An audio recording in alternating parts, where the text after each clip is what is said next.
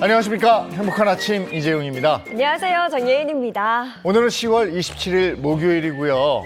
역사 같이 하죠. 오늘의 역사에서는 일본을 발칵 뒤집어 놓은 독립운동가 박열 의사의 인생 속으로 같이 들어가 보겠습니다. 그리고 오늘 요리가 있는 날입니다. 오늘은 김치, 별미김치 특집 2탄으로 석박지가 준비되어 있으니까 기대해 주시기 바랍니다. 네, 그럼 오늘 소식들 살펴보기 이전에 날씨부터 만나보도록 하겠습니다. 박소연 기상캐스터, 안녕하세요. 안녕하세요. 박수연입니다.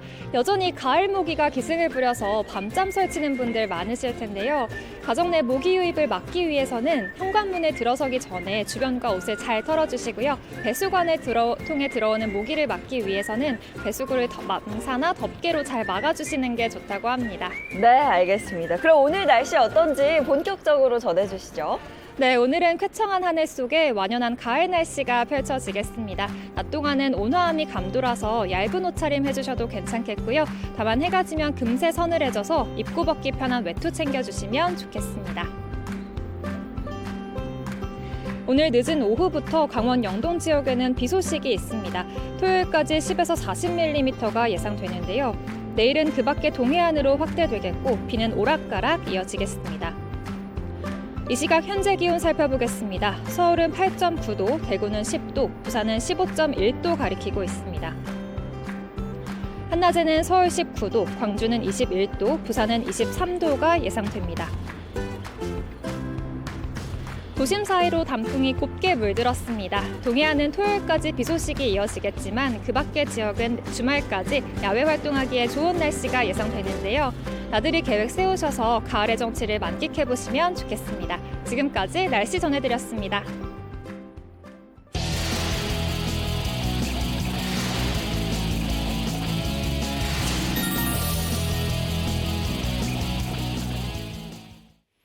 네, 화제 이슈를 발빠르게 전해드리는 모닝 브리핑 순서입니다. 최영일 시사평론가와 함께합니다. 어서 오세요. 안녕하세요. 네, 첫 번째 이슈부터 전해주시죠. 네, 막말 교사. 교사 막말에 초교생이 등교를 거부하고 있다. 이런 얘기입니다. 이 경남 의령군에 있는 한 초등학교예요. 이 초등학교는 굉장히 작습니다. 네. 해당 피해 학생들이 5학년 학생들인데 학급이 하나고 12명 정도밖에 안 됩니다. 근데 여기서 이제 교사의 막말을 들은 학생들이 충격과 공포에 빠졌다. 이런 이야기입니다. 네, 학생들이 등교를 거부할 만큼 이 막말로 인해서 충격과 상처를 받은 걸로 보이는데요. 대체 이 교사는 왜 막말을 한 거예요? 네, 그러니까 나름대로는 이제 청소지도라는 명분이 있어요. 지금 5학년 이 한 학급 12명 학생들이 대상인데 1학년 담임을 맡고 있는 A 교사예요. 네.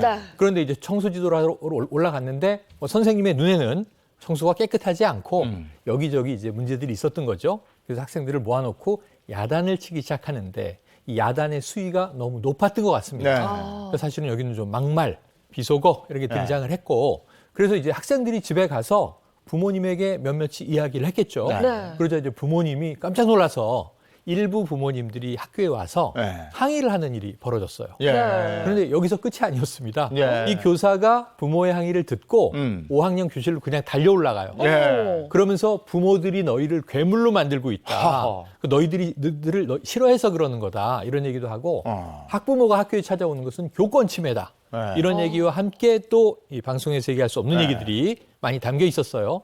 그래가지고 일이 오히려 더 커진 겁니다. 그래서 이제 결국은 이제 교육당국에서도 이제 조사에 나서게 되고 경찰에 이제 신고까지 돼서 수사가 진행되는 그런 상황에 이르렀습니다. 아니 근데 동료 교사들도 충격을 받을 정도로 막한 행동을 이건 했고. 일반 교사, 뭐 동료 교사 누구라도 이 이야기를 들었다면 아마 이것은 이게 초등학교에서 선생님이 할 수 있는 말은 아니다라고 다 공분했을 것 같습니다. 그래서 이제 동료 교사들은 물론이고 학부모들도 항의를 했고 이렇게 되면 이제 학교나 관계 기관에서 나서야 될 텐데 어떤 조치가 있었습니까? 그래서 이제 교장 선생님이 이 보고를 받고 나섰고 해당 교사가 지난 25일에 사과를 했다고 해요. 사과는 받아들여지지 않았어요. 왜냐하면 이제 이 학부모들 입장에서 특히 학생들의 입장에서는 이 정도로 그냥 용서될 문제가 아니다.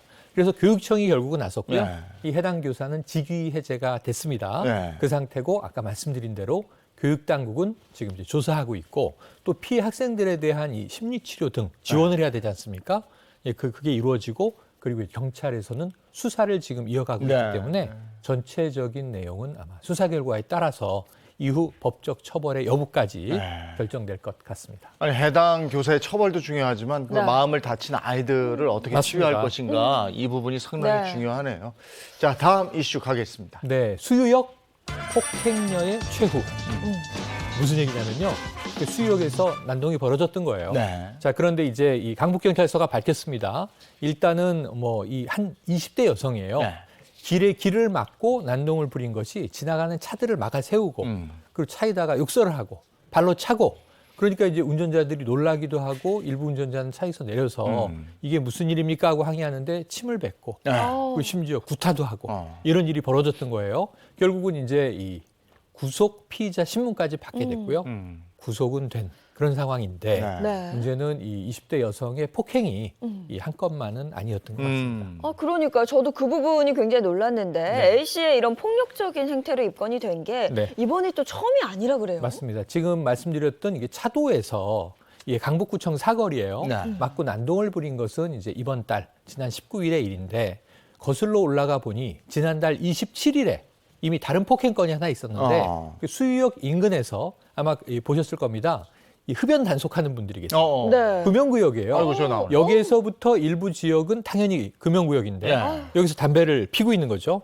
여기서 담배 피시면 안 됩니다 하고 심지어 과태료 스티커도 발급을 해요. 네. 네, 네. 그런데 자신의 흡연을 저지하는 이 70대 단속원에게 발길질을 하기 시작합니다. 발길질을 하고 보시는 대로 심지어 가방으로 움직이지 못하게 이렇게 그러게 꽉 잡아당기고 이 뒷머리를 8차례나 내리쳐요. 네. 그러니까 이 거의 뭐 묻지마 폭행을 당한 거죠. 네. 그래서 이 해당 피해자는 지금 뭐 이제 휴가를 내고 치료를 받고 있는 그런 상황이라고 하니까 네. 사실은 이 구속영장이 발부된 그런 사안에는 아까 도로난동뿐만 아니라 네. 이러한 또 입건된 상황이에요. 이 범죄 전력들이 네. 또 추가가 됐다라고 볼 수 있겠습니다. 근데 저런 거 A씨 사건처럼 이제 묻지마 폭행하고 이런 장면을 우리가 심심치 않게 볼 수 있는데 근데 이 피해자들이 대응을 할 거 아닙니까? 네네네. 근데 그런 과정에서 예. 정당방위 인정을 못 받아서 억울한 일을 또 당한다 예. 이런 얘기가 있어요. 그러니까 말씀하신 대로 이게 좀 진짜 제가 보기엔 애매합니다. 네. 그러니까 왜냐하면 누군가 나를 막 때려요. 멈추지 네. 않고 때려요. 네. 그러면 이게 저항을 하는 게 기본적인 네. 본능이죠.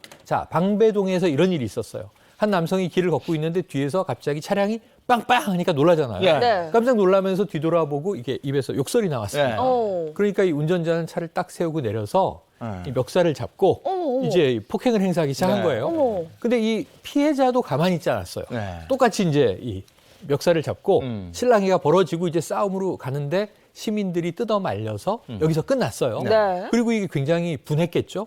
그래서 이제 피해자 길을 도보하던 남성이 결국은 운전자를 고소합니다. 네. 이거는 폭행당했다. 네. 그래서 이제 이 구약식 처분을 받습니다. 음. 그런데 문제는 이 운전자도 뭐야 나도 폭행당했어요 네.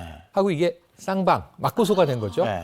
그런데 결국은 이 피해 남성도 똑같이 구약식 처분을 받게 돼요. 네. 네. 그러니까 이게 쌍방 폭행이다 이렇게 볼 수밖에 없게 된 거죠. 이런 일이 비일비재하기 때문에 사실은 이게 누가 그러면은 이러한 그 분쟁에 네. 빌미를 제공했는가 조금 좀 이 많은 시민들이 아니 최소한의 저항을 한 것뿐인데 그걸 또 쌍방 폭행으로까지 가서 분명히 이 A가 잘못했는데 B도 같이 처벌을 받는 경우 이런 일이 묻지마 폭행해서 비일비재하다는 거고요. 그러면은 이게 저 사람 처벌받기 위해서 내가 대응하지 말고 맞으란 말인가? 글쎄 말이야. 이런 고민을 하게 되는 것이죠. 아니 네. 묻지마 폭행을 내가 당했는데 그냥 맞고만 있어야 된다. 이건 네. 말도 안 되는 거고. 그러게요. 근데 내가 한 대라도 쳤으면 이게 쌍방과실이 된다니 그렇죠. 참 한 대라도 답답하고. 쳤을 뿐만 아니라 뭐 멱살을 잡고 흔들어도 폭행이 되기 때문에 참. 그 진단서 떼오면 폭행이거든요. 네. 그래서 여기에 대해서는 조금 더 이 미세한 기준이 네. 있어야 되지 않는가 하는 생각도 듭니다. 이거 참 답답하네요. 이게 가만히 있을 일은 또 아닌데 글쎄 막 말이야. 때리는데. 도망가라는 정당방위 얘기요? 저항의 범위를 좀 어디까지 정할 것인가? 네. 이 현대 사회에 맞는 네. 법제도적인 좀 이 검토 고려가 필요해 보입니다. 요즘에 CCTV도 다 있고 그러니까. 네, 네. 맞습니다. 네. 자, 다음 이슈 전해 주시죠. 네, 죽음의 열매 국내에서는 한약재. 이상하죠? 네. 예, 이게 세계보건기구 WHO의 암연구소에서 이미 2004년부터 이 열매는 2급 발암 물질이에요. 빛낭이라는 열매인데 예. 이 열매는 2급 발암 물질로 등록이 돼 있어요. 그런데 국내에는 최근에 2018년부터 한 지난 5년간을 봐도 100톤 넘게 그래요? 103톤 정도가 수입이 됐는데 그 이유는 국내에선 이게 한약재다. 이게 2급 발암물질로 등록된 열매고 중국에서도 판매를 제재하고 있다 이런 얘기인데요.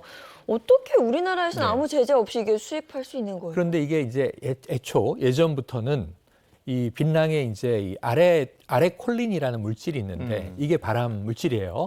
그런데 이 또 열매가 아시아에서는 많은 사람들이 껌처럼 씹어왔다고 해요. 우리나라에 나지 않는 열매였지만 이게 각성 효과가 있고 잠을 깨워주고요. 기생충 퇴치에도 효과가 있다. 그래서 전래 열매인 셈이죠. 약재처럼. 그런데 문제는 이 아레콜린 물질을 보니까 발암 물질이니까 과학적으로 입증됐으면 현대에는 이거 쓰면 안 되잖아요. 중국에서도 심지어 구강암 환자들이 많이 생겨서 이거 안 되겠다. 그래서 금지가 된 물질이에요. 그런데 우리나라는 이게 한약재로 이제 등록이 돼 있었던 거예요. 그래서 한약재로 수입이 되는데 한약재이기 때문에 이거 그냥 그동안 계속 수입되어 왔던 거예요. 발암 물질인데도. 그래서 여기에 대해서 뭐 조치가 필요한 게 아니냐. 중국의 구강암 환자가 늘어난다는 연구 결과가 나오자 정부가 나서긴 했습니다. 이거 이제 식품 목록에서는 제외가 됐고요.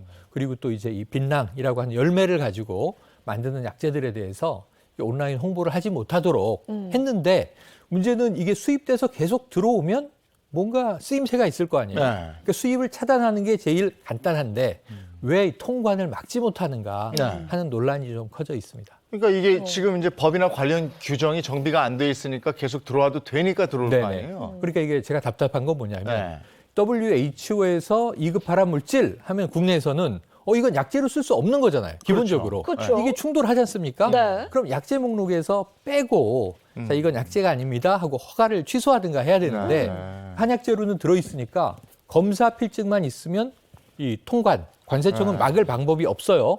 그래서 이걸 어떻게 할 건가?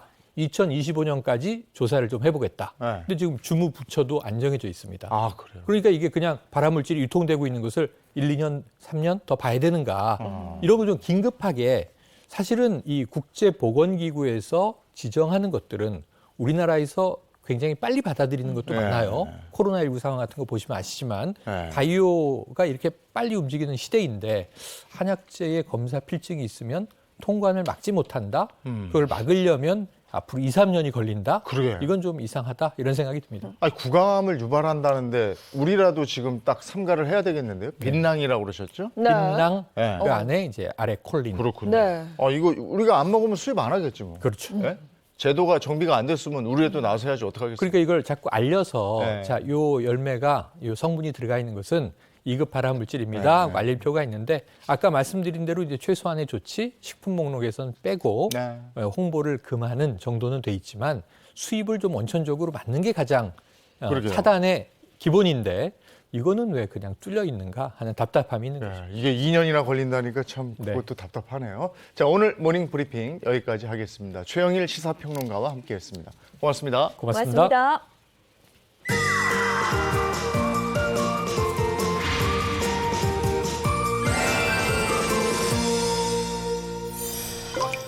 장애인 아나운서는 MZ세대잖아요. MZ세대죠. MZ세대의 소비는 뭐 가치 소비가 대세라면서요. 가치 소비를 근데 많은 분들이 잘 모르시더라고요. 저도 요즘 환경 문제에 관심이 좀 많아서 나름 플라스틱 줄이기를 좀 하고 있거든요. 제가 이렇게 노력하는 것처럼 MZ세대의 가치 소비란 내가 그냥 가성비만 추구하는 소비가 아니라 내가 가치에 부합하는 제품을 구매하는 걸 가치 소비라고 한다고 합니다. 가치 소비를 추구하시는 분들은 눈여겨보실 필요가 있을 것 같습니다. 지구를 지키는 친환경 농산물이 있는데 이 친환경 농산물이 어떤 과정을 거쳐서 우리 식탁에 올라오게 되는지 그걸 여러분과 함께 공유하겠습니다.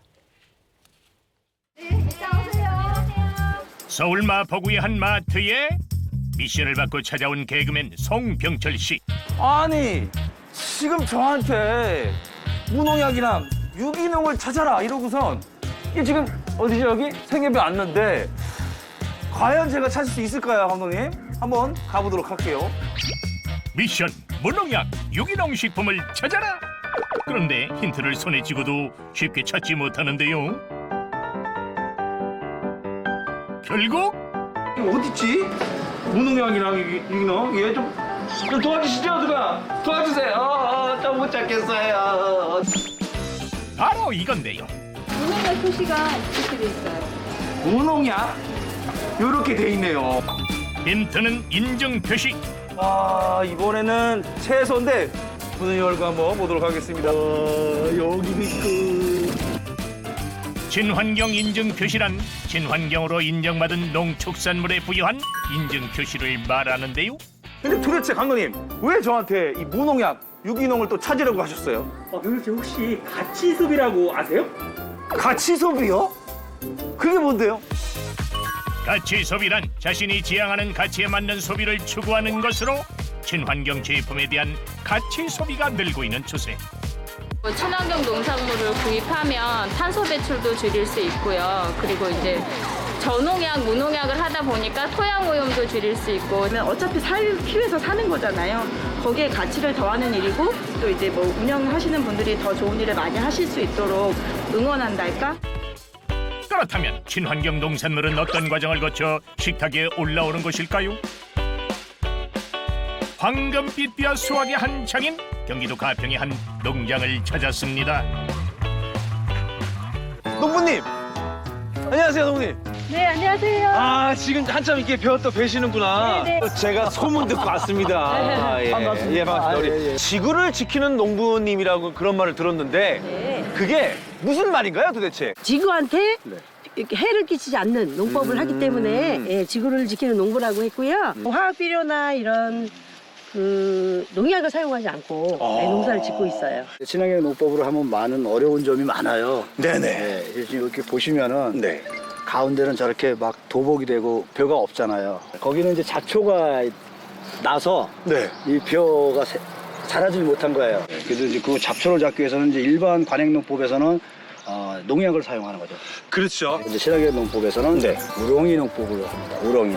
우렁이 농법. 그리고 이제 물 속에서 잡초들이 발화가 되는 거를 우렁이가 이제 그거를 다 닳아 없애는, 먹고. 미리 먹어 치우는 거죠. 우렁이는 잡초를 먹어 없애는 친환경 제초꾼 역할을 하는데요. 벼에 붙은 요 분홍 덩어리가 바로 우렁이 알이랍니다. 그때 벼밭을 찾아온 사람들. 친환경 농부를 도와서 뭐 활동한다고 그래가지고 네네. 친환경 서포터즈들이 지금 다 왔습니다. 일단 지금 너무 가을이랑 어울리는 곳에 와서 일단 기분이 너무 좋고요. 그리고 밥이 엄청 맛있다고 들었는데 그 점이 가장 기대가 됩니다. 먼저 가을빛으로 물든 황금 들녘을 배경으로 사진부터 남기는데요. 찰칵! 예뻐. 아, 벼가 예뻐요? 진짜 다 예쁘고 이 단풍 무조건 진 것도 예쁘고 너무 좋습니다. 가을 하늘이랑 벼가 너무 예뻐요. 색깔이 진짜. 도시에선 볼 수 없는 정겨운 풍경에 취해보는데 하지만 이곳에 온 진짜 목적은 따로 있다고 하네요. 보여주세요. 하나씩 나눠드리고. 네. 조심하시고. 날이 15도로 되면 안 돼요. 이거 완전 늦춰야 돼. 바로 벼수확 체험을 하기 위해서라죠. 근데 이거 그렇게 화가 안 되어지네. 잘 안 돼요. 안 돼, 안 돼? 이게 너무 힘든 일이네요. 농부님들 어떻게 하시는 거죠? 이렇게 쑥. 네, 잘하시네요. 모두가 벼와 씨름을 하고 있을 때 놀라운 벼베기 실력을 자랑하는 송병철 씨. 와, 실력이 제법인데요. 메뚜기 본 적 있어요 지금? 아직 못 봤구나. 몸을 숨기고 있던 메뚜기 발견. 이곳은 농약을 사용하지 않아 생물 다양성이 잘 보존돼 있는데요. 사람이 메뚜기를 잡습니다. 서울 사람입니다. 메뚜기 잡기 체험은 덤이랍니다. 이렇게 살아있는 거는 오래간만인 것 같아요. 얼마 만이에요? 25년 만인 것 같습니다. 와. 아니 근데 지금 좀 어떤 옛날 기억이 좀 나요? 약 진짜 안 치는구나. 그렇죠. 예. 환경이 진짜 좋구나. 전문 용어를 쓰시네요. 약 쳤다고 소리하는데 약 안 쳤다. 처음 경험해보는 추수의 기쁨. 어느새 수확한 벼가 수북히 쌓였는데요. 벼 베기가 끝나면 더 즐거운 체험이 기다리고 있답니다. 제가 혼자 다 했는데 이거 뭐 이제 어떻게 해요 이거를? 알갱이를 떼어내서 탈곡을 해야 돼요. 어디로 가야 되나요? 저쪽으로 가야 돼요. 탈곡 역시 전통 방식 그대로 폴대를 사용해서 한답니다. 네, 이거 다 가지고 오라고. 이걸 서 지그시 당겨줘야 폴대란 벼를 훑으면 나달이 떨어지게 만든 농기구. 벼를 훑자마자 씨알 굵은 나달이 우수수수 떨어집니다. 으쌰 영차 으쌰 으쌰. 쌀 한 톨을 얻기 위해 들어가는 농민들의 땀을 조금이나마 가늠해 볼 수 있는 시간인데요. 잡을 순간 자 나옵니다. 탈곡으로 얻은 벼 나달을 키에 넣고 털어서 쭉정이를 골라내고요. 이렇게 되면 이제 쌀만 쌀. 맞아요. 빈 건 나가고. 절구에 빠 겉껍질까지 벗겨내는데 벼수학의 탈곡 도전까지 체험해보니 농부들의 노고가 절로 느껴진다고요. 우리 도시에 사는 사람들은 밥만 먹었지 저 밥에 들어간 쌀이 어떻게 키우는지 어떻게 수확하는지 어떻게 저렇게 되는지 전혀 모르잖아요. 그래서 이건 진짜 큰 체험인 것 같은데 이게 가치, 유기농의 가치가 또 다 담겨있는 행동들이 하나라서 별거 아니지만 되게 큰 의미가 있는 것 같습니다. 도정을 끝내면 우리가 흔히 아는 쌀의 형태가 드러나는데 이곳에선 백미를 비롯해 흑미, 홍미, 녹미 등 오색미를 재배하고 있어 특별한 음식도 만들어 볼 수 있답니다. 한 컵 이상 요렇게 요 정도 양으로 해서. 오색미를 활용한 쌀 케이크 만들기. 먼저 쌀가루를 층층이 쌓아준 다음 그 위에 견과류 고명을 얹어주는데요. 저마다의 개성을 살려 만든 쌀 케이크를 찜기에 넣고 20분간 익혀주면 보기 좋은 떡이 먹기도 좋다. 개성 만점 쌀 케이크 완성이요. 제가 만든 떡 케이크입니다. 제가 만든 겁니다. 친환경 농산물을 먹는 것만으로도 실현 가능한 지구를 위한 가치 소비. 친환경 농산물 많이 믿고 구매해 주시고 또 드시면 내 몸도 살리고 또 우리 환경도 살려서 지구를 살리는 일이 됩니다. 우리는 누구? 지구를 지키는 농부? 지구를 지키는 건강한 한입 많이 동참해 주세요.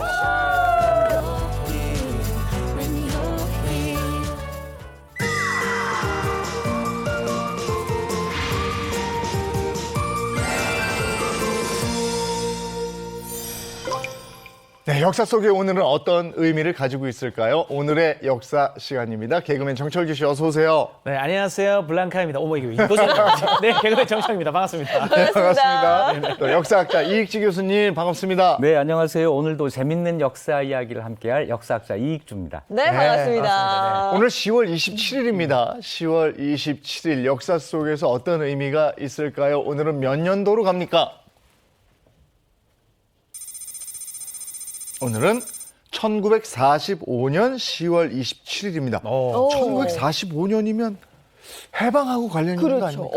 해방, 네. 그리고 세계 2차 대전이 거기 끝난 연도도 그 연도가 아닌가요? 비슷비슷하네요. 네네네. 맞습니다. 1945 이 숫자는 우리 민족에게는 굉장히 기억해야 할 숫자죠. 네. 수많은 연도 가운데 꼭 1945 이것은 기억해 주시면 좋겠습니다. 우리가 해방된 해인데요. 바로 1945년 이해 10월 27일 독립운동가 박열이 무려 22년 2개월 만에 감옥에서 석방된 날입니다. 아니, 22년. 아니 이게 지금 22년. 일제강점기가 지금 30몇 년이었죠? 35년인데 22년을 감옥에 있었다고요? 아니 그리고 심지어 해방은 1945년 8월 15일이잖아요. 그렇죠. 근데 네네. 그 후에 한 2개월쯤 지나서 10월 27일에 석방이 됐으면 해방 후에도 계속 같이 감옥에 있었다는 있었- 건데 왜 이렇게 오래 옥살이를 했을까요? 네, 돌아가 보죠. 22년 전으로 돌아가 보겠습니다. 박열을 22년 동안이나 감옥살이를 하게 한 그 재판의 현장으로 가는데요. 1923년 9월 일본 열도를 뒤흔든 충격적인 재판이 열립니다. 재판의 주인공은 바로 박열과 그 부인 가네코 후미코입니다. 이 두 사람이 일본 왕을 폭살하려 했다는 혐의로 재판에 넘겨지는데요. 자, 우리가 영화로도 만들었어요. 그 영화의 한 장면을 한번 보시죠.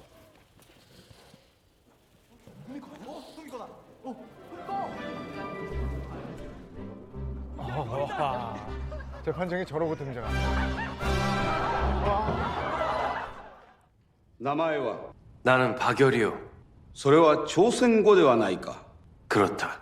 名前は 나는 박문자다. 치유샤愛国という思想は実は権力が私利を貪るため美しい形容詞で包んだものである.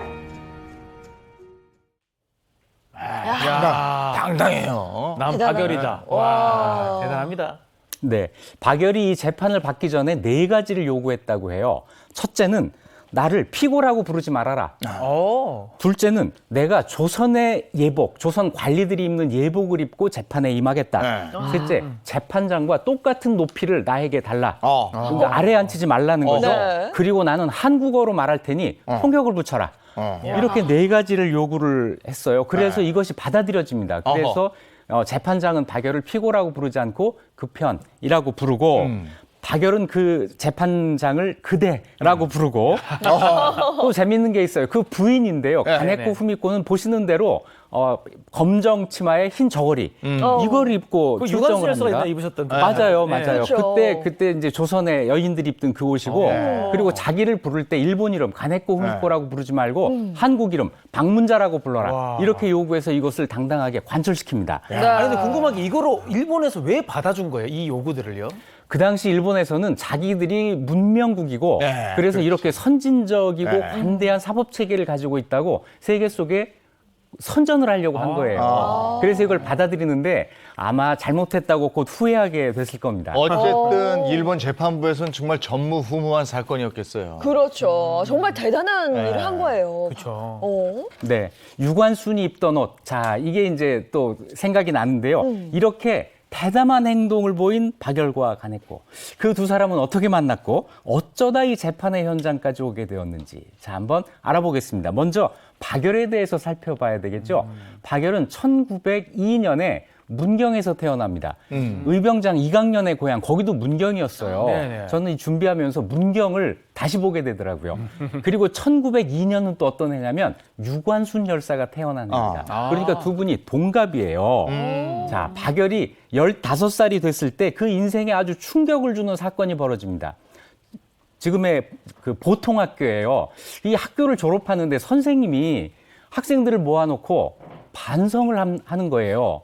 내가 너희들에게 지금까지 일제 압박으로 거짓된 교육을 했다. 이런 말을 하는 겁니다.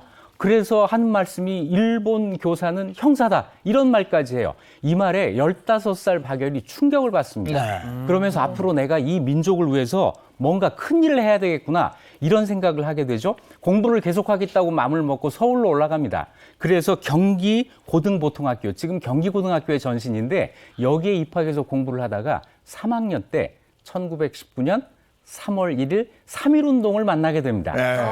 아까 유관순 열사도 마찬가지인데 그 동갑들의 운명이에요.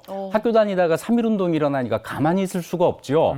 만세 시위에 동참하게 되고 3.1운동이 끝난 다음에는 더 이상 이런 교육을 받는 게 무의미하다. 이렇게 판단을 하고 학교를 그만둡니다.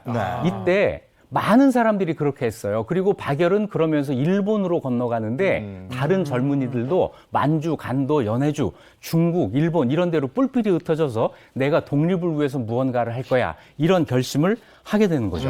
그 어린 나이에 타지에 갔단 말이죠. 이게 참 사는 게 쉽지가 않았을 것 같아요. 맞아요. 그때 18살입니다. 18살짜리가 혼자 일본에 그것도 도쿄로 건너간 겁니다. 거기에서 학교를 다니면서 신문 배달, 제빙 공장의 직공, 막노동꾼, 인력거 인부, 배달원, 점원, 인삼행상, 엿장수 정말 밑바닥 직업을 두루 다 거치게 됩니다. 네, 일본에서 이렇게 온갖 고생을 다 하다가 어떻게 독립운동에 뛰어들게 되나요?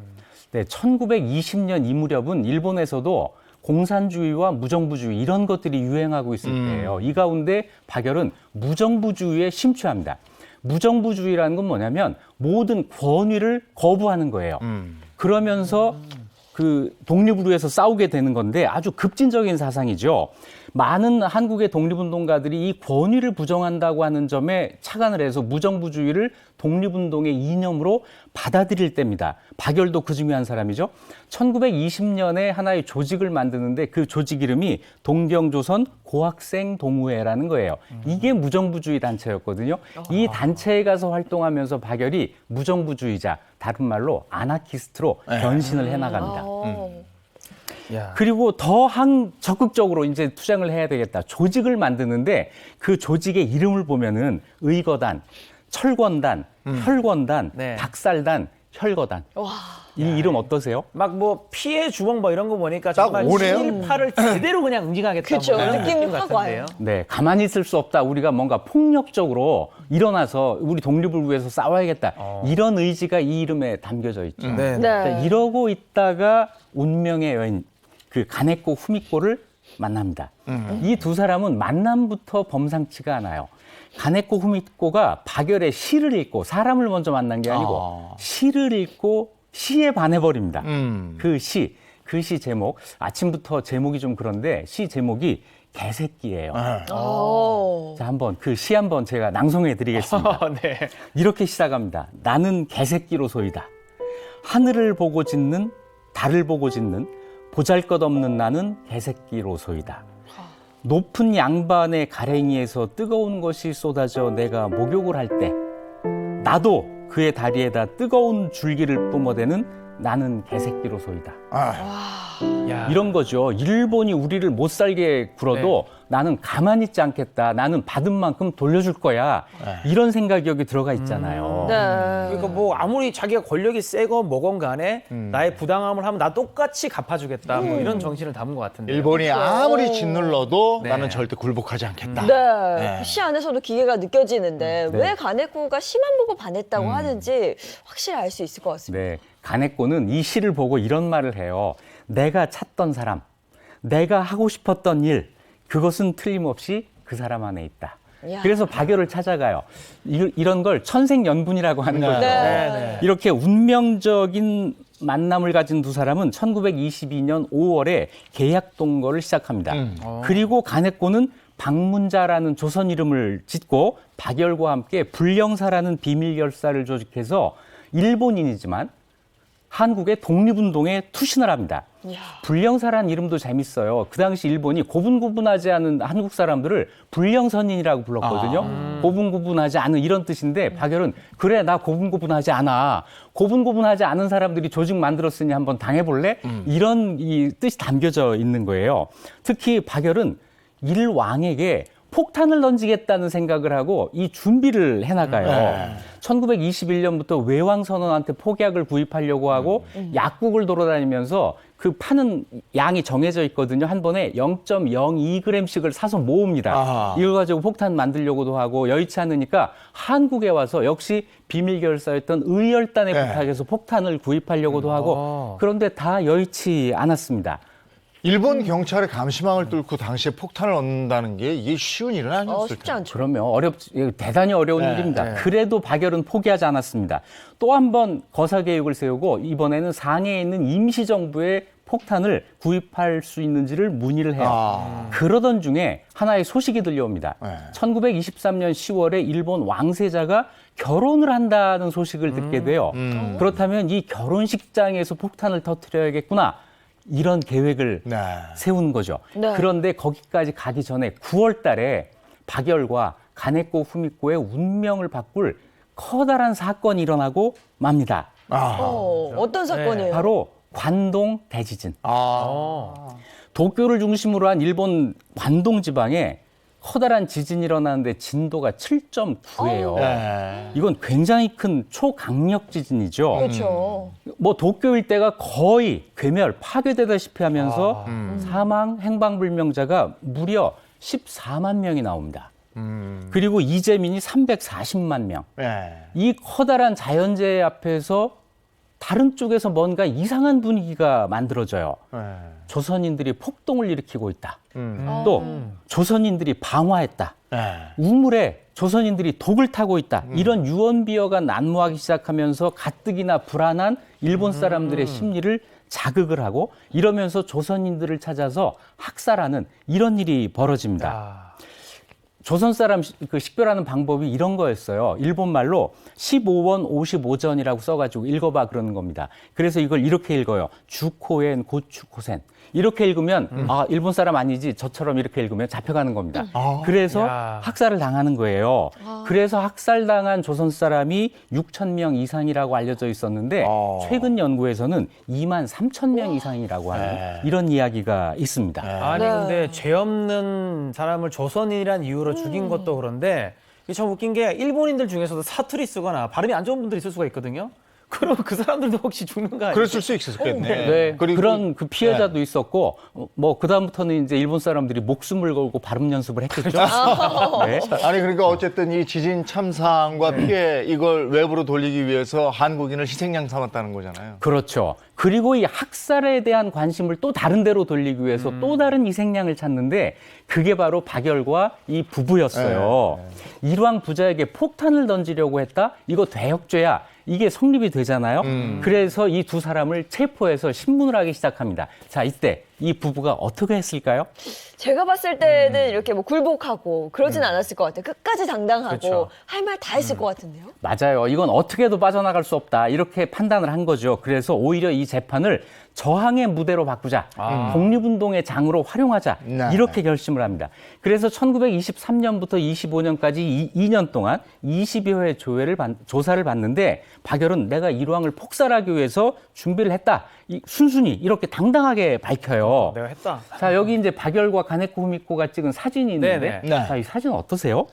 저 저항하기 전에 어디 휴양소 같은 데 펜션, 가서 펜션 놀러 간 것 부부가. 같은데요. 네. 아주 편안한 휴식을 취하고 있는 장면. 네, 이 사진이 놀랍게도 사형이 예고된 재판을 받고 있던 중에 두 사람의 사진입니다. 어머 와. 재판 중에요? 네. 그럼 조사받고 있을 때 아니에요? 그렇죠. 이 사진 때문에 또 일본이 발칵 뒤집히는데 바로 이거예요. 이렇게 뜻밖의 행동을 해서 사람들을 놀리는 거. 그래서 일본 사람들에게 나 아무렇지도 않아. 이게 박열 스타일이죠. 그러니까 이런 식으로 재판을 받는 겁니다.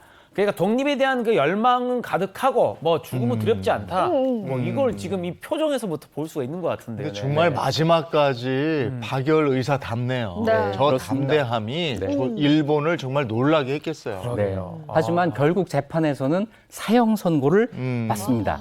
사형 판결이 났을 때도 박열은 그 당당함을 잃지 않아요. 이렇게 말했다고 합니다.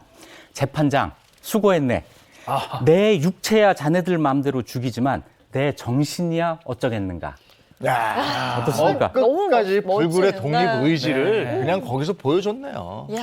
네, 맞습니다. 대법원은 그 10일 뒤에 무기로 감형을 해요. 이것도 일본 사법체계의 관대함을 과시하려고 한 거죠. 하지만 박열과 가네코 후미코는 그 자리에서 감형 은사장을 찢어버립니다. 우와. 그리고 얼마 뒤에 가네코 후미코는 옥중에서 극단적인 선택을 하는데 여기에 대해서는 이 죽음에 대해서는 많은 의문이 지금도 뒤따르고 있어요. 그리고 박열은 22년 동안 옥살이를 하고 1945년 10월 27일에야 풀려납니다. 44년 인생에서 성장기, 수학기 22년 빼고 절반을 감옥에 있었던 거죠.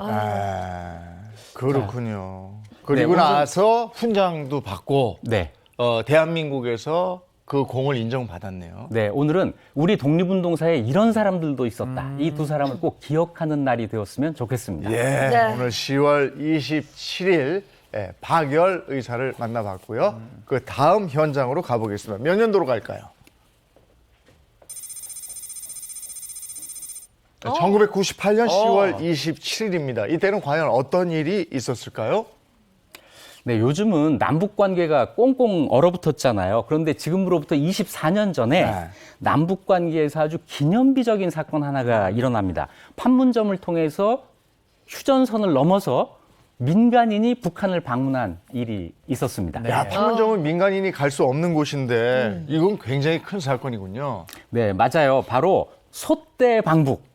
정주영 현대그룹 회장이 소떼를 몰고 북한에 갔습니다. 1998년 6월 16일에 1차로 500마리, 그리고 오늘 2차로 501마리를 몰고 방북을 했습니다. 네, 지금 준비된 영상이 하나 있거든요. 보면서 또 이야기를 나눠볼게요.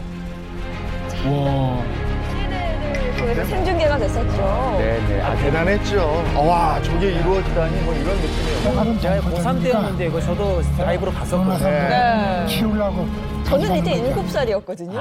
기억이 안 나죠? 근데 기억나요. 네, 저 장면을 봤던 기억이 납니다. 저 때는 우리나라뿐이 아니고 전 세계가 맞아요. 놀란 그런 그렇죠. 장면이었고요. 네. 정주영 회장이 소 한 마리 팔아가지고 그 돈 들고 이쪽에 네. 와서 성공했잖아요. 맞아요. 그게 70원이었거든요. 네. 아버지가 소 판 돈 70원을 가지고 남쪽으로 내려왔는데 이것을 66년 만에 소 1,001마리로 갚아드린 겁니다. 야. 그런데 의미요. 개인적인 부채 상환의 의미뿐 아니라 판문점을 이제 남북 대결의 현장이 아닌 화해장으로 바꾸는 순간이었습니다.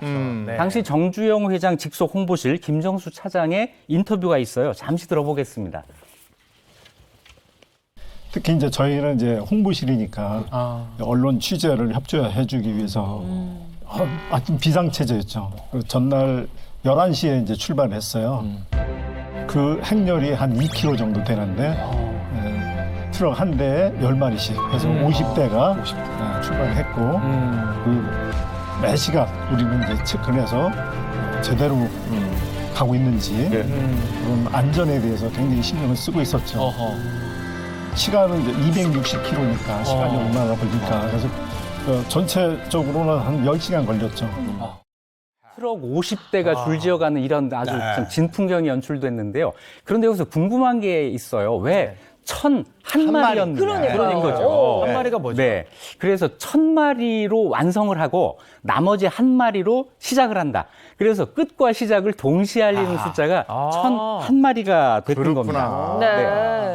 자, 그러면서 정주영 회장은 이 소가 굉장히 힘있고 강하지만 또 온순하고 평화를 사랑하고 이런 동물이잖아요. 여기에 우리 민족의 이미지를 더해서 민족 통일을 기원하는 의미로 소를 선택한 겁니다. 네. 그리고 이게 더 의미가 있는 게 육로로 판문점을 거쳐서 거긴 못 가는 땅인데 그쪽으로 이렇게 갔다는 게 참 의미가 있어요. 네, 맞아요. 그 전까지는 북한에 혹시 갈 일이 있더라도 베이징을 거쳐서 평양으로 갔어요. 그런데 정주영 회장은 판문점을 통해서 육로로 가야겠다고 생각을 한 겁니다. 그 방법이 뭘까?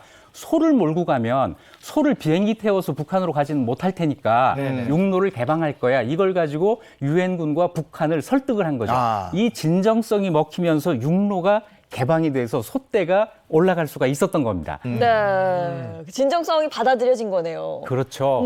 네. 그리고 이 진정성을 북한에서도 받아들여요. 김정일 그 당시 국방위원장이 정주영 회장을 방문해서 두 사람의 그렇습니다. 직접 면담이 이루어집니다. 이때 금강산 관광 그리고 북한 연안에 대한 남북 공동 석유 시추 사업 이런 것들이 논의가 됩니다.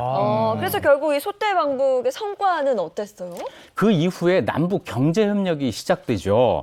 그래서 아주 결정적인 그 계기가 됐는데 금강산 관광 기억하세요? 네네. 그럼요. 네, 저도 가봤어요. 그렇죠.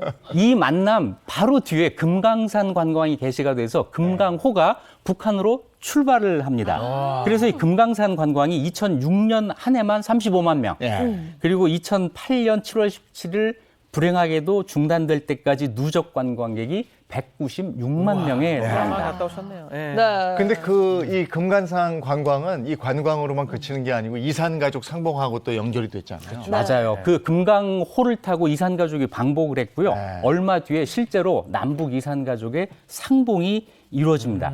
정주영 회장은 1,000마리가 아니라 1,001마리를 선택했어요. 이 한 마리의 의미, 새로운 시작의 의미를 지금 다시 한번 되살렸으면 좋겠습니다. 10월 27일 오늘은 역사 속에 이런 일들이 있었습니다. 이익주 교수님 고맙습니다. 고맙습니다.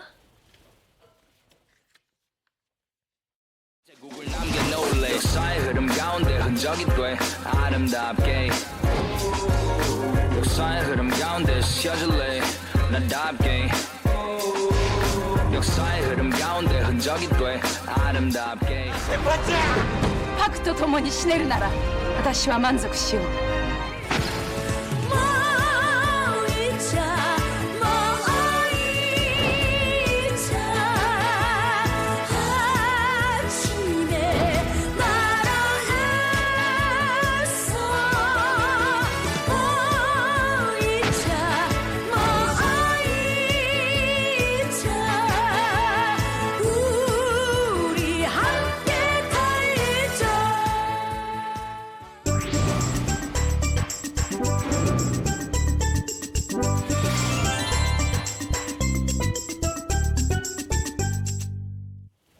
네, 이보은의 사계 식탁 시간입니다. 어서 오세요. 반갑습니다. 안녕하세요. 예. 안녕하세요. 오늘 또 맛있는 김치 석박지 주신다고요? 지난번에요. 제가 김장 특집 전에 먹는 아주 별미김치전을 했잖아요. 네. 바로 1차를 제가 알려드렸는데 이번에는요. 별미김치 2탄입니다. 지난번에 간물김치가 너무 인기가 좋아서 네. 많은 분들이 간물김치 담느라고 정말 즐거웠다라고 말씀들 많이 맞아요. 하셨는데 네. 이번에는요. 우리 설렁탕집 가면은 아주 맛있는 그 석박지가 나오면 정말 설렁탕까지 맛있잖아요. 아, 그럼요. 그래서 진짜 제가 오늘 중요하죠. 이보은의 석박지로 오늘 맛있는 레시피를 알려드리려고 합니다. 야, 석박지 맛있겠다. 네. 설렁탕집 가면 석박지 좋아하는데 저는 살짝 그 무른 석박지보다 네. 아삭한 석박지를 더 좋아하거든요. 아, 그래요? 네. 아삭한 석박지 비법도 있을까요? 아, 그럼요.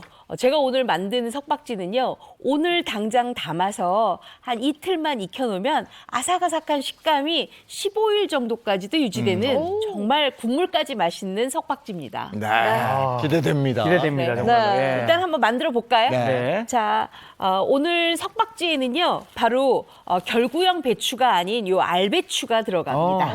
네. 아니, 근데 배추를 알배추를 쓰는 이유가 따로 있을까요? 선생님? 네, 있습니다. 왜냐하면 우리가 결구형 배추 같은 경우에는 굉장히 크잖아요. 네네. 근데 이렇게 알배추 같은 경우에는 노란색 알배추이기 때문에 굉장히 고소할 뿐만 아니라 그다음에 이게 쌈배추의 일종이에요. 그리고 이게 미니 배추거든요. 그래서 담기에 굉장히 알맞고 먹으면 그 아까 우리 예인 씨가 얘기한 정말 아삭아삭하고 아삭아삭한 그 맛이 그대로 우러나는 배추이기 때문에 제가 이걸 준비했거든요. 요거는 아주 쉽습니다. 이렇게 위에 자르고요. 네네. 반을 그냥 뚝 잘라주세요. 네네. 알배추가 그러면 맛의 차이는 없는 거죠? 사이즈 때문에 그런 거죠? 맛은 훨씬 더 고소하고, 맛도 좀 예, 차이가 맛도 나는구나. 고소하고, 그다음에 뭐랄까요? 알배추를 일단 먹으면 굉장히 그 진한 그 아사감이 있어서 굉장히 좋죠. 자, 이렇게 뚝뚝뚝 잘라주세요. 네. 굉장히 자르기도 쉽죠. 네. 그래서 이렇게 준비해 놓으시고요. 요 밑에서 큰 볼 하나만 꺼내주실래요? 네. 여기 있습니다. 갖다가 놓을게요. 저 속배추는 그냥 밥 올려가지고 저희가 쌈장 넣어서. 그래도 그쵸. 너무너무 맛있죠. 네. 그래도 너무 달잖아요. 네. 이렇게 해서 이렇게 잘라서 그때 이보은 선생님 쌈장도 맛있었는데. 그 멸치, 만능 쌈장. 멸치 들어간 거 너무 있잖아요. 맛있었죠. 멸치 쌈장이요? 네. 맛있죠. 한 번 더 할까요? 이렇게 해서 준비해 놓으시고요.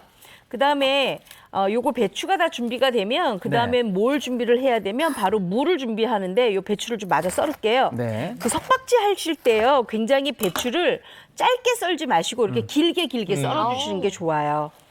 자, 이렇게 이렇게 담아주고. 네. 그리고 하나를 더 썰어야 됩니다. 네.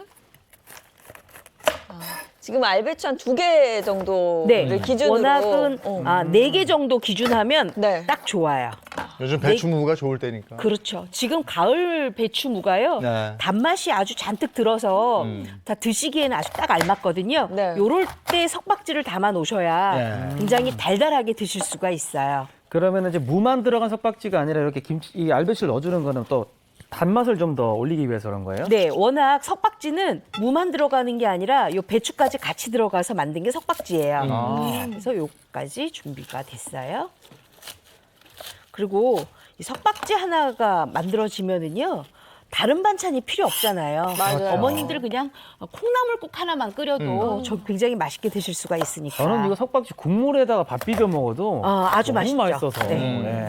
이렇게 다 준비를 해놓으시고요. 그 다음엔 이제 무가 준비가 돼야 되는데 이 무는요.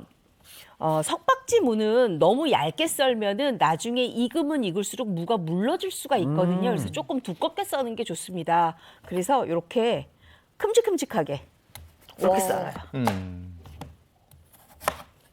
생각보다 더 두껍게 써시네요. 네, 이렇게 해야지만 석박지가 무르지 않고 굉장히 맛있게 드실 수가 딱 있거든요. 설렁탕집에서 봤던 두께예요. 그렇죠. 딱 네. 두께예요. 그리고 지금 나오는 이 무가요. 굉장히 단단하고 조직감이 좋아요. 그렇기 때문에 두껍게 썰어도 충분하게 간이 익어요. 네. 자, 이렇게까지 준비를 해놓으시면 자, 이제는 이 석박지를 가장 맛있게 담으려면요. 무엇보다도 그 절임을 좀 잘하셔야 돼요. 네. 제가 여기 물 2리터를 딱 준비를 했거든요. 네. 그래서 요게 지금 딱 한 컵에 천일염이에요. 천일염. 네, 한 컵에 천일염을 반만 풀어서 녹이세요. 선생님, 이거 천일염을 쓰는 이유가 따로 있을까요? 네, 우리가 보통 일반 꽃소금을 쓰셔도 되는데요. 이렇게 네네. 절임을 할 때는 간수 뺀 천일염을 쓰셔야 훨씬 더 감칠맛도 생길 뿐만 아니라 이 천일염이요, 그 배추라든지 무의 식감을 조금 더 부드럽게 하기 때문에 좀 절이는 시간이 조금 빨리 되죠. 네. 그래서 오랫동안 절이지 않아도 돼요. 자, 이렇게 준비가 됐으면 이제 녹았어요. 네. 그랬으면 여기 있는 걸 이렇게 같이 넣으세요. 저 무도 좀 주실래요? 네. 자, 무까지 같이 해서. 소금 물에다가. 네. 원래는 굵은 소금을 그냥 위에 뿌려두는 경우도 많잖아요. 네. 선생님. 근데 이렇게 해서 버무리게 되면 굵은 소금을 이제 뿌리긴 할 건데 한번 이렇게 소금물에 적셔줘야 적셔주고 훨씬 뿌려주고. 부드럽게 잘 절여지거든요. 그리고 나서 소금을 윗소금을 뿌려주세요. 이렇게. 그 위에다가 이제 또 한 번. 이렇게 듬뿍 뿌리네요. 해야지. 네, 듬뿍. 왜냐하면 제가 아까 한 컵 중에서 100cc는 아까 물에다 녹였고 네. 나머지 반 컵이 이렇게 남았잖아요. 요걸 네네. 이렇게 아, 뿌려서 다 뿌리네요, 이거를. 준비하세요. 네. 이렇게 해서 얼마나 절임을 하느냐?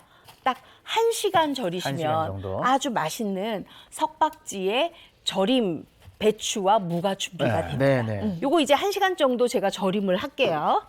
자, 절여주세요. 네. 자, 그 다음에는요, 석박지 할 때 가장 아까 우리 철규 씨가 얘기한 게 우리 불조수는 참 먹는 것도 굉장히 좋아하시나 너무 봐요. 좋아하죠. 네. 국물을 굉장히 좋아한다 그랬어요. 그렇죠? 네. 그래서 제가 특별히 석박지에는요, 맛내기 국물이 들어갑니다. 아. 어떤 게 들어가냐면 바로 딱 요거예요. 요거 뭔지 아시죠? 북어. 북어. 네네. 예, 뭐 그냥 우리 추석 때 제사 지내고 남았거나 아니면 남편 술안주 또는 해장국 준비하려고 북어포 좀 사놓으셨으면 그거 네네. 준비하시면 돼요. 요거 준비하시고요. 그다음에 마른 표고버섯이 딱 2장이 들어갑니다. 네. 그리고 요거가 뭐냐 하면 바로 대파 뿌리예요. 대파 뿌리. 대파 뿌리가 들어가면은 아무래도 국물 자체로 양념을 하기 때문에 보존율이 조금 높아요. 자, 그리고 요거는 지금 양파인데요. 양파를 제가 껍질까지 같이 씁니다. 그래야 훨씬 더 맛내기 국물의 맛이 달아지면서 훨씬 더 영양도 좋죠. 이 양파 껍질에는 퀘르세틴이라는 퀘르세틴. 성분이 있어서 항산화 작용도 한다 그러잖아요. 그래서 요거를 이제 조금 끓여줄 거예요. 네. 저 물 좀 주시겠어요? 네. 이거 혹시 다시마 우린 물인가요? 아니에요. 요거 맹물이에요. 맹물. 네. 네, 맹물 2리터, 한 1.5리터 정도 준비하시는데 저는 지금 2리터를 준비했어요. 왜 그러냐 하면 여기에다가 북어하고요. 네. 그다음에 표고버섯 말린 거 하고요. 그다음에 양파하고 대파 뿌리를 대파 넣고 뿌리. 이제 끓이다 보면 이 표고버섯이 지금 마른 상태잖아요. 요게 불려지면서 국물이 우러나와야지 굉장히 맛있으니까 요 정도로 어느 정도 끓이냐면 센 불에서 한 5분 정도 끓이다가 나중에 불을 줄여서 25분 정도를 푹 끓여주세요. 그러면 이 물이 1.5리터로 줄어들겠지요. 네. 그러니까 그거를 준비하시면 되는데 제가 요거를 미리 조금 이렇게 끓여왔어요. 보세요. 이렇게. 요거를 여기다 이렇게 부을 거예요. 국물이 아주 저 국물 색깔 잘 쓰긴 달아드름하게 하죠. 하죠. 그리고 아주 맛있겠죠. 네. 자, 이렇게 면보를 약간 해서 이렇게 하는 이유가 있어요. 그래야 보세요. 맑은 국물이 이렇게 받아져요. 요거를 준비를 하시고 요거에다가 맛내기 국물을 하셔야 돼요. 그래야 굉장히 그 양념장이 맛있고 훨씬 더 석박지를 시원하면서도 아삭아삭하게 드실 수가 있거든요. 육수 향이 벌써 이렇게 오는데 담백한 향이. 그렇죠. 네네. 오죠. 자, 그러면 저희가 요거 가지고 이제 양념을 만들 건데 요 양념을 만들 때 핵심 재료가 있어요. 바로 요거예요. 너무 이쁘게 생기지 않았어요? 네, 너무 예쁘다 닮았죠? 생각했어요. 네. 이 사과를 넣는 이유가 있습니다. 우리가 아주 오래 보관하고 먹는 김장김치에는 주로 사과보다는 배를 많이 넣죠. 네네. 한 달 정도 먹는다 그러면 배를 많이 넣는데 제가 석박지는 보통 한 15일에서 20일 정도 먹거든요. 네. 그렇기 때문에 일부러 제가 사과를 넣습니다. 이 사과를 넣게 되면 이 안에 들어가 있는 그 사과산이 발효를 약간 좀 촉진시키거든요. 그리고 맛있는 향을 많이 내기 때문에 사과를 껍질을 벗겨서 적당하게 준비를 하시면 될 것 같아요. 네. 자, 그래서 사과까지 이렇게 다 준비가 됐죠. 이렇게 사과를 준비됐어요. 그랬으면 이제 믹서기를 준비를 하세요. 자, 사과 먼저 좀 넣을게요. 이제 양념장을 준비하는 거예요. 네. 사과 먼저 넣고. 사과 들어가고 지금 여기 뭐 새우 젓갈도 있고. 네. 그리고 이 석박지에는 약간 이게 김장김치가 아니다 보니까 싱그러웠으면 좋겠어요. 우리 가을에 무와 배추의 그 달큰한 맛이 많이 났으면 좋겠거든요. 그렇기 때문에 거기에 뭘 넣느냐? 바로 이렇게 붉은 고추를 넣어요. 고추요? 우리가 보통 이제 어머님들은 그냥 이렇게 말리지 않은 고추를 물고추다 해서 넣거든요. 요거를 여기에 믹서에다 넣으세요. 그리고 요건 지금 고춧가루인데요. 고춧가루 한 컵이랑 같이 섞으세요. 그래야 훨씬 더 양념장이 좋아요. 네네. 저 숟가락 좀 주세요. 네. 이건 너무 큰데요. 아, 예. 불조수 조그만 걸로 네, 주세요. 조금 드리겠습니다. 예. 불조수. 자, 이렇게 불조수가 해서 실수 좀 했네요. 이렇게 다 긁어서 왜냐면 고춧가루도 이게 지금 핵고춧가루거든요. 핵고춧가루에다가 요 물고추를 같이 해서 우리가 믹서에다 갈게 되면 훨씬 더 양념장이 싱그럽고 맛있단 말이에요. 그래서 요 양념장을 만드시고요. 네네. 그 다음에는 요게 지금 멸치 액젓이에요. 멸치 액젓. 액젓 넣으시고 그리고 저는 새우젓을 넣는데 새우젓이 이렇게 좀 김치에 둥둥 있으면 좀 먹기가 싫더라고요. 그래서 이것도 같이 갈아주세요. 그리고 약간 단맛이 있었으면 좋겠잖아요. 사과의 단맛도 있지만 이게 지금 매실청이거든요. 매실청을 좀 넣어주세요. 네. 제가 일부러 설탕은 안 넣습니다. 네. 그리고 요게 지금 밥이거든요. 보통 이제 쌀죽을 넣거나 밀가루죽을 넣거나 보리죽도 넣지만 네네. 그냥 이렇게 찬밥으로 이용하셔도 충분히 발효가 되고 맛있는 맛을 감칠맛을 많이 내기 때문에 이렇게 넣으시고요.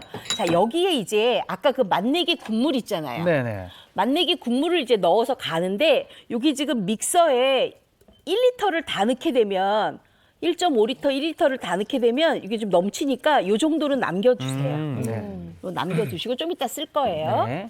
그리고 요거를 쌀죽 대신에 이제 밥이 들어간 게 좀 그렇죠. 새롭네요. 그죠? 네. 그래서 갈아주세요. 곱게 갈아야 되죠. 네.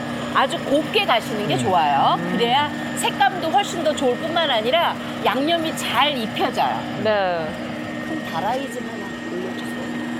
큰 대야 하나 올려주세요. 네, 대야 하나 올려주세요. 네. 바삭한 야, 많이 우리가 가네요. 석박지 맛을 알기 가네요. 때문에 그렇죠. 석박지 하나 맛있는 거 있으면 뭐 다른 맛은 필요 없거든요. 근데 저게 저정성이 들어가는 거예요. 자, 그럼요. 아이 그래도 요거는 굉장히 이제 쉬워졌어요. 네. 믹서가 있으니까. 그러게요. 옛날 저희 할머니는 절구에 다 빻았어요. 아우. 오래 걸리겠죠. 네. 자, 이렇게 해서 요 양념장을 네네. 요 큰 대야에다가 이렇게 따라주세요. 아우, 색깔 예쁘다. 너무 이쁘죠? 네. 왜냐면 핵고춧가루 제가 빻은 거에다가 그 물고추를 같이 섞었잖아요. 네네. 그러니까 이렇게 색깔이 선명하고 이쁜 거예요. 네. 우리가 김치 먹을 때 색깔이 약간 덜 나거나 선명하지 않으면 약간 조금 먹음직스럽지가 않아요. 맞아요. 그렇죠? 네. 또 보는 맛이라는 게 그렇죠. 자, 이렇게 다 준비가 됐으면 이제 여기에다가 제가 아까 요 맛내기 국물 좀 남겨놨잖아요. 남은 거. 요걸 좀 섞어주시고요. 집에서 만약에 믹서기가 대용량이다 그러면 안 섞으셔도 괜찮아요. 그리고 여기에다가 넣어야 될 게 뭐냐 하면 바로 요 마늘하고 생강입니다. 마늘하고 생강을 왜 믹서에다 안 갈았냐면 제가 여러 번 지난번에도 말씀을 드렸는데 과발효가 일어나요. 네. 그렇기 때문에 꼭 이렇게 따로 넣으셔야 돼요. 마늘 넣으시고요. 자, 이제 생강도 넣었어요. 자,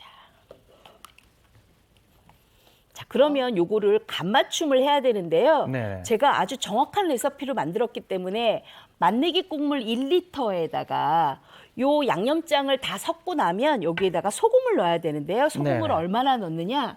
바로 요거는 천일염 소금을 갈아 놓은 고운 소금이에요. 왜냐하면 천일염 소금이 약간 알갱이가 두껍잖아요. 맞아요. 그게 여기 넣으면 자칫 녹지 않고 배추나 아니면 무에 들러붙어서 나중에 왜 이렇게 짜지? 이럴 수가 있으니까 그렇게 하지 않도록 이렇게 고운 소금으로 만들어 놓은 게 있거든요. 요거 2큰술만 넣으시면 아주 양념이 딱 맞습니다.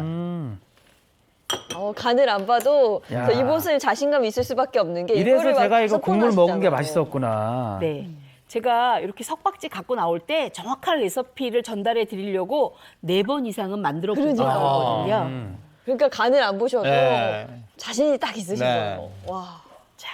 자, 이렇게 됐으면 이제 양념장도 다 만들어졌어요. 그랬으면 아까 저희가 절여놨던 배추가 어떻게 된다 좀 한번 볼까요? 네. 요거는 지금 절인 건데 네네. 지금 생방송 중에는 요거를 한 번씩 헹궈 놓지 못하니까 제가 미리 절여서 따로 또. 네, 요거 준비를 해놨습니다. 자, 여기 보시면 야, 숨이 다 죽었네요. 네, 미리 아주 잘 절여졌거든요. 네. 여기 보세요. 아니, 이것도 아주 색깔이 저렇게 너무 돼야 되네. 예쁘네요. 색깔 너무 이쁘죠? 네. 네네. 이렇게. 자, 요거를 그대로 여기다 넣으세요. 이제 묻혀주면 되는 거구나. 이제 버무리기만 하면 색깔. 끝이에요. 그래서 예쁘다. 이 석박지는요, 사실 담기가 일반 배추김치보다 훨씬 쉽습니다. 절이는 거에 조금 신경 쓰시고요. 그리고 절이는 거에 신경 썼으면 맛내기 국물 좀 신경 쓰시고요. 네. 그다음에 양념장만 만들면 되니까 요거 아주 쉽죠. 벌써 그 모양이 나오는데요. 네, 빛깔이 싹 올라오죠. 빨갛게 물드네. 석박지는 생것으로 먹어도 되고요. 생김치로. 요거 네. 약간 익혀 먹어도 되거든요. 그래서 만들고 나서 만약에 양을 많이 하셨다 그러면 한 15일 정도 드실 수 있는 양이에요. 네. 오늘 제가 알려드리는 양이. 그럼 얼마 정도 익히면 될까요, 이거는? 요거요. 저 같은 경우에는 약간 새콤하게 익히는 게 좋아서 오늘과 같은 날씨다. 오늘 아침에 날씨 아까 보니까 6도더라고요. 네. 6도에서 네. 8도더라고요. 쌀쌀했어요. 낮 기온이 19도라고 아까 그러셨거든요. 그랬으면은 요거 한나절 반만. 그러니까 하루하고 반나절 정도만 더 익히시면 되고요. 날씨가 조금 더 내려가서 약간 쌀쌀하다 하실 경우에는 이틀을 꼬박 익히시면 됩니다. 요 밑에 그릇 좀 주세요. 그러니까 우리 음식은 천기를 알아야 돼. 예? 그 계절, 그렇죠. 온도, 발효하는 속도 김치통 좀 주세요. 대단해요. 그렇죠. 이게 다 과학인데 사실. 음식도 과학이고 요리도 과학인 것 같아요. 자, 다 버무려졌거든요. 자, 그러면 여기서 한 가지 팁이 있는데요. 보시면 요 안쪽에 보면 양념장이 조금 남아 있어요. 네, 그렇죠? 그러네요. 근데 요걸 그대로 다 이렇게 남아야 정상이에요. 왜냐하면 우리가 석박지 국물까지 넣고 먹으면 훨씬 더 맛있다고 했잖아요. 네. 요게 바로 국물을 나오게 하거든요. 그리고 저 쪽파 좀 주실래요? 네. 자, 이제 다 버무려졌으면 이제야 쪽파를 좀 넣어주세요. 네. 네. 왜 쪽파를 이제야 넣냐면 쪽파에서 또 자칫 진액이 나오면 씁쓸해질 수도 있거든요. 그러니까 나중에 이렇게 넣고 양념을 하셔야 파란색이 좀 살아있죠. 초록색 살아있으니까 훨씬 더 이쁘죠. 그러네요. 그랬으면 요거를 이렇게 통에다가 이제 담아요. 맛있겠다. 요거 철규 씨가 한번 간 한번 보실래요? 아, 네. 김치 좋아하세요? 아, 아까 저 너무 석박지 좋아하죠. 굉장히 좋아하신다고 네네네. 했는데 그랬으면 요거 요렇게 자 어머. 엄마의 손맛입니다. 김장할 때 그게 같아요. 맛있어. 김밥도 쌌을 때 그 옆에서. 그게 맛있어. 꼬투리 이렇게 주는 거. 어때요? 간이? 우리 엄마가 해둔 거 생각도 나고 네. 아삭아삭 간이 딱 맞는데 지금 딱 맞죠? 안 익혀도 될 것 같아요. 아 그래요? 네. 이렇게 생걸로 좋아하시는 분들은 이렇게 잡수시고요. 나는 생것이 좀 좋고 조금 오래 두고 먹겠다 하시면 제가 아까 소금 2큰술 넣었잖아요. 2큰술 반 넣으셔도 괜찮습니다. 지금 저희한테 주신 거는 바로 한 거예요? 저거요? 조금 익히신 익혀서 거. 갖고 나왔어요. 익혀서. 네. 아주 살짝 덜 익혔거든요. 네. 바로 하는 것도 너무 맛있어요. 혁규 씨 요거 좀 네네. 들어주세요, 이쪽으로. 네. 그래서 마지막 그 국물까지. 야. 요렇게 들어주셔야지 네. 카메라가 보이죠? 네. 자, 요렇게. 뭔가 아삭하면서 네. 아주 신선한 느낌이에요. 신선하죠? 음. 그리고 고춧가루, 물고추를 갈았기 때문에 훨씬 더 단맛이 많이 있지 않으세요? 네. 아, 양념 싹 다 썼네요. 와, 설탕은 한 번도 넣으신 적이 없잖아요, 오늘. 저 설탕 안 넣고요. 와. 사과하고 그 매실청만 넣었어요. 와, 근데 자, 단맛도 이렇게 하면 나네. 아주 맛있는 김치가 이제 만들어졌거든요. 이렇게 해서 뚜껑 딱 덮어서 그늘지고 통풍된 곳에서 요거를 익히시면 아주 맛있게 김치 드실 수 있습니다. 네, 이틀 정도. 야, 네. 김치 저렇게 되면 반나절이면 든든하죠. 아주 좋죠. 네. 네. 제가 여러분들한테 한 하루 반나절 된 지금 석박지 갖고 왔거든요. 네네. 한번 식사를 해보시겠어요? 아니, 네. 배추도 어쩜 맛보세요. 이렇게 아삭아삭해요. 그쵸? 배추가 무르지가 않네. 지금 가을 배추가요. 네. 이렇게 수분이 많으면서 짱짱해요. 그래서 지금 딱 요거 석박지 담아 잡수셔야 아 정말 가을 배추 맛을 진짜로 보는구나 이렇게 하실 거예요.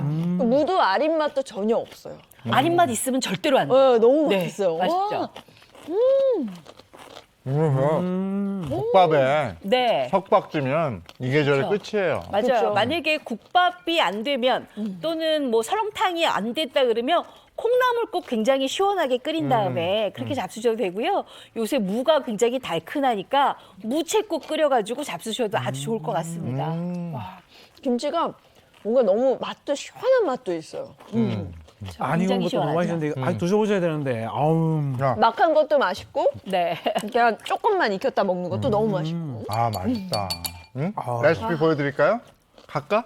보여주세요. 레시피 보여드리겠습니다. 김장 전에 만드는 별미김치 특집 2탄. 오늘의 메뉴는 석박지입니다. 알배기 배추는 세로로 갈라 4에서 5cm 길이로 썰고요. 무는 5cm 길이로 썰어 슬라이스 해주세요. 생수에 천일염 100g을 풀어 배추와 물을 버무리고 그 위에 다시 천일염 100g을 뿌려 1시간을 절여줍니다. 절인 배추와 무는 여러 번 물에 헹궈 건져 물기를 빼주세요. 냄비에 생수를 붓고 대파 뿌리, 황태포, 양파, 건 표고버섯을 넣어 중불에서 끓였다가 차게 식혀줍니다. 사과와 물고추는 적당히 썰고요. 믹서에 맛내기 국물과 다른 재료를 넣고 아주 곱게 갈아줍니다. 큰 대야에 양념, 다진 마늘, 생강을 넣고 고운 천일염으로 버무리고요. 배추와 무에 양념을 버무린 후 다시 쪽파를 버무려 주세요. 이제 밀폐 용기에 넣어 밀봉해 주시면 석박지 완성입니다. 설렁탕 맛집 부럽지 않은 맛있는 석박지 꼭 한번 만들어 보세요. 예, 이게 저래 딱인 특수한 김치 석박지입니다. 네. 아삭아삭하니 너무 맛있었어요. 국밥에다가 네. 이 김치 하나 딱 올려서 먹으면 너무 맛있을 아니 것 그냥 같고요. 밥하고만 먹어도 네. 맛있네요. 그렇죠. 정말 맛있습니다. 오늘 완전 성공이었고. 그래요? 다음 주에는 뭐예요? 다음 주에는요. 지금쯤 이렇게 빨간 김치 잡수셨으면 네. 시원한 국물 있는 동치미 생각나실 텐데요. 네. 3일 동안 익혀서 한 달 먹는 동치미입니다. 기대하셔도 어. 좋습니다. 아, 동치미 너무 좋다. 동치미는 또 요즘 같은 때 고구마, 아, 맞아요. 군고구마 딱 해가지고 동치미하고 제가 다음 주에는 군고구마 준비하도록 하겠습니다. 기대됩니다. 고구마까지. 기대됩니다. 네. 예, 다음 주도 기대하겠습니다. 고맙습니다. 고맙습니다.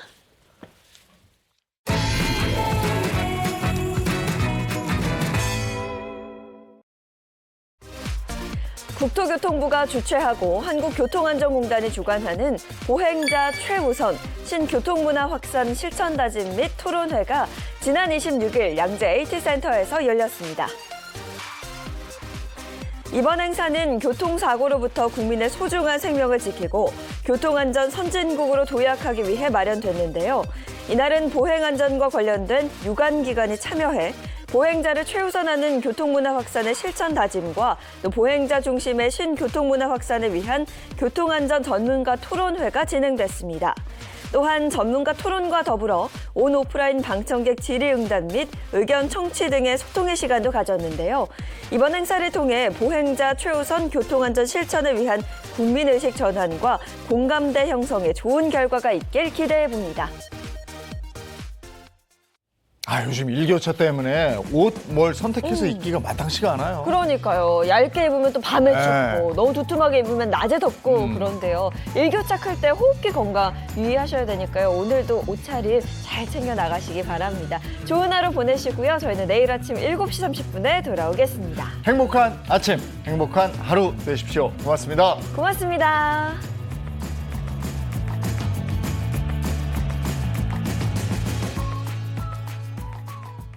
채널 A